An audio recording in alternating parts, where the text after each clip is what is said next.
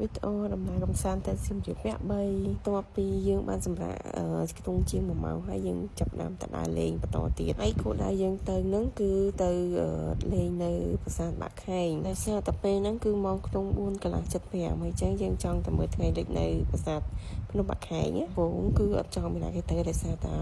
ខ្ជិលឡើងទៅលើភ្នំដល់ពេលហើយគេថាដើម្បីកុំឲ្យខាតយើងមកដល់នេះហើយយើងមិនដែលបានឡើងទៅភ្នំផងហើយណាមួយវាល្ងាចដែរនឹងទៅណាមានតែទៅលេងហ្នឹងទៅណាមួយមកសៀមរាបណាមិនដែលបានមកប្រាសាទភ្នំបាក់ខែងហ្នឹងទេដល់លើកហ្នឹងជួនជាមកដល់រៀងល្ងាចដែរហើយយើងមានតែទៅលេងហ្នឹងទេកុំឲ្យខាតថ្ងៃហើយឥឡូវក៏មកដល់ជើងភ្នំហើយពងរៀបដើរឡើងទៅទាំងអស់គ្នាពេលឡើងទៅហ្នឹងគឺគេមានកន្លែងជប់សម្រាប់ដែរដូចកន្លែងនេះអញ្ចឹងគឺកន្លែងគេសម្រាប់ហ្នឹងគឺមានកន្លែងប្រាសាទបាក់សីចាំក្រុងដូចដែលបានឃើញអញ្ចឹងហើយមកកន្លែងនេះវិញគឺជាដើរឡើងបុរាណណាតែគេលែងឲ្យឡើងដោយសារចដើរវារីករាលអស់អញ្ចឹងគេលែងឲ្យឡើងហើយមកដល់កន្លែងនេះគឺកន្លែងសម្រាប់ទី2និយាយទៅចិត្តដល់កពូដែរកន្លែងហ្នឹងហើយអ្នកដែលគេអត់ចង់ឡើងទៅដល់លើក៏ថតកន្លែងហ្នឹងក៏បានដែរព្រោះកន្លែងហ្នឹងក៏ថតឃើញស្អាតដែរហើយឥឡូវហ្នឹងពួកយើងក៏បានមកដល់លើកពូភ្នំហើយដែរឃើញទេសភាពឃើញទាំងប្រាសាទក៏តូចទៀតនិយាយពីម្នាក់ឡើងមកដល់លើហត់បាច់ញើសគ្រប់គ្នាសំបីស្អីតូចហ្នឹងក៏ខំប្រឹងគេដែរនោះមកដល់ហ្នឹងឃើញប្រាសាទប្លែកភ្នែកម្យ៉ាងដែរព្រោះយើងអត់ដែរមកអត់ដែរឃើញហើយមកដល់ហ្នឹងខាងអាជ្ញាធរអប្សរាគេប្រាប់ថាចង់ឃើញប្រាសាទអង្គរតូចទៅមើលកន្លែងមួយជាងទៀតឃើញហើយក៏បានថតឃើញប្រាសាទអង្គរតូចហ្នឹងថ្ងៃរៀបលេងឃើញស្អាតដល់លិចនៅកណ្ដាលព្រៃហើយអានេះគឺជាដើរបុរាណមួយទៀតដែលនៅចំពីមុខប្រាសាទហ្មង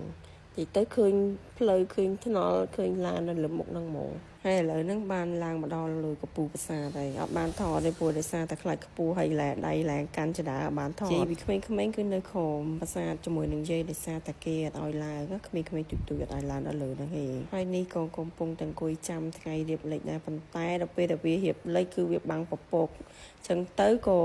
ថតបានតិចហើយក៏ចុះក្រោមវិញហ្មងទៅមកដល់ក្រោមហ្នឹងគឺយកឲ្យក្មេងៗយកលុយទៅជូនទៅខាងជនពិការដែលគាត់លេងភ្លេងនៅក្រោមប្រាសាទហ្នឹងហើយបន្ទាប់មកយើងក៏បន្តដំណើរទៅញ៉ាំបាយល្ងាចបន្តទៀតហើយពេលទៅហ្នឹងគឺយើងទៅហាងតាវើនមកដល់ឃើញទេសភាពស្អាតហ្នឹងក៏បាត់អារម្មណ៍ថាហត់នឿយដែរព្រោះអីម្នាក់ទៅចុះពីភ្នំអញ្ចឹងរៀងហត់រៀងសេកទឹកតែអញ្ចឹងទៅមកកន្លែងដែលវាលក្ខណៈថាស្រស់ស្រាយ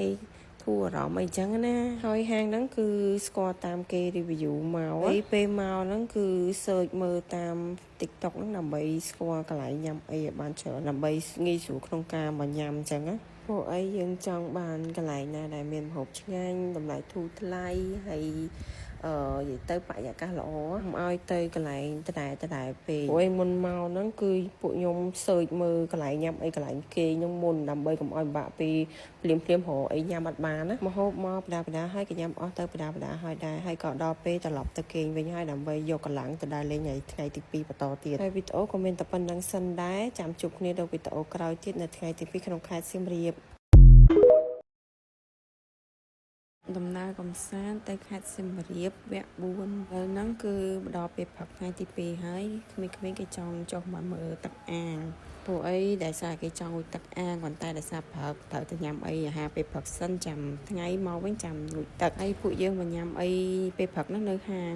ងីគីអាហ្នឹងក៏មើលតាមគេ review មកដែរគឺកន្លែងហ្នឹងអាហារគេឆ្ងាញ់ហើយតម្លៃសមរម្យតបពីញ៉ាំអាហារពេលព្រឹកហើយគឺយើងមកញ៉ាំកាហ្វេហើយពួកយើងបានមកហាងកាហ្វេឈ្មោះថាអារម្មណ៍កាហ្វេហើយហាងមួយហ្នឹងក៏ខ្ញុំស្គាល់តាមគេ review ដែរនិយាយទៅមកសារនេះគឺមកតាមគេ review ទាំងអស់នេះមាននិយាយពីទេសភាពហាងវិញគឺដូចឈ្មោះហាងគេអញ្ចឹងសម្រាប់រសជាតិហើយនិងតម្លៃគឺសមរម្យអាចទទួលយកបានណាហើយនៅនឹងមនុស្សមកច្រើនណាចេះស្នាដែលខ្ញុំមកដល់មុនកំងបានមុនអញ្ចឹងទៅកុំអីនឹងអង្គុយចាំយូរបានតពីកំងកាហ្វេហើយពួកយើងក៏បន្តដំណើរទៅលេងប្រាសាទផ្សេងទៀតក្នុងខេត្តសៀមរាបណាដំបូងគិតថាទៅខាងប្រាសាទតាព្រំសិនប៉ុន្តែដល់ពេលជិះកាត់កន្លែងប្រាសាទបទីក្តីហើយជាមួយសាស្រ្រងក៏ឆ្លៀតចូលកន្លែងហ្នឹងលេងបន្តិចសិនទៅពួកអីជិះកាត់ឲ្យឃើញស្អាត ដែរចុះមកថតមើលទេសភាពមើលអីមើលស្រះស្រង់មើលទឹកមើលអីសិនហើយមួយកន្លែងហ្នឹងខ្ញុំធ្លាប់តែជិះកាត់ប៉ុន្តែអត់ដែរបាន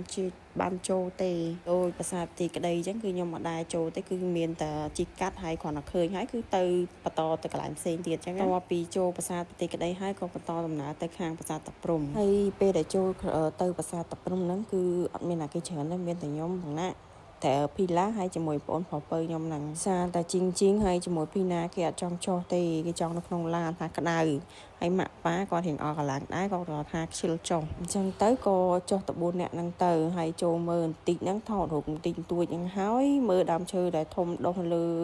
ប្រាសាទហ្នឹងហើយក៏ចេញមកវិញមកអីគោលដៅយើងមិនមែនមកលេងតែប្រាសាទតែមួយទេគឺចង់ទៅប្រាសាទផ្សេងទៀតអញ្ចឹងណាតពីចេញពីប្រាសាទតាព្រំហ្នឹងហើយក៏គិតថាទៅប្រាសាទប្រខាន់តែពេលទៅដល់ហ្នឹងគឺជិះកាត់ប្រាសាទនិពន្ធហ្នឹងឃើញស្អាតហ្នឹងម៉ាក់ប្រាប់ថាឲ្យចូលទៅក្នុងប្រាសាទហ្នឹងទៅព្រួយផ្លូវចូលទៅឃើញស្អាតឲ្យទៅថតរូបថតអីក្នុងហ្នឹងទៅខ្ញុំម្នេះវិញក៏សម្រេចថាចូលប្រាសាទនិពន្ធសិនទៅហើយពេលចូលហ្នឹងគឺចូលតែពីអ្នកប្តីទេក្រៅពីហ្នឹងគេនៅក្នុងឡានទាំងអស់ព្រោះអីប៉ាម៉ាក់ថាធ្លាប់ចូលហើយក៏ខ្ជិលចូលឲ្យខ្ញុំចូលតែលេងទៅអូក៏មានតែប៉ុណ្្នឹងដែរចាំជួបគ្នានៅវីដេអូក្រោយទៅទស្សនានៅប្រាសាទប្រខាន់ទាំងអស់គ្នាអរគុណច្រើន